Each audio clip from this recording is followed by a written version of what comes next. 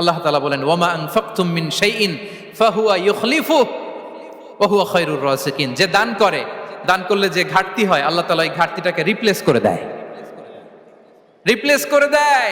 বিষ্ণু ইসা ইসলাম বলেছেন মা নাকাসা মালু আবদিন মিন সাদাকা। চ্যারিটি করলে, দান করলে আল্লাহ তার সম্পদ কখনো কমায় না। প্রতিদিন সকালবেলা দুজন ফেরেশতা নেমে বলতে থাকে আল্লাহুম্মা আ'তি মুনফিকান খালাফা, আল্লাহুম্মা আ'তি মুমসিকান চালাফা।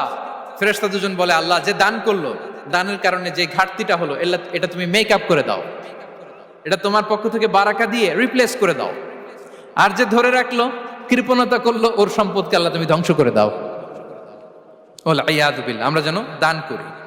এরপরে বিষ্ণু ইসা ইসলাম বলেছেন বেশি বেশি হজ উমরা করলে, বেশি বেশি যদি কারো সাধ্য থাকে, ফিনান্সিয়াল ক্যাপাসিটি থাকে, বেশি বেশি হজ উমরা করলে তার রিজিকে বারাকা নেমে আসে। সব শেষে হচ্ছে দোয়া করা।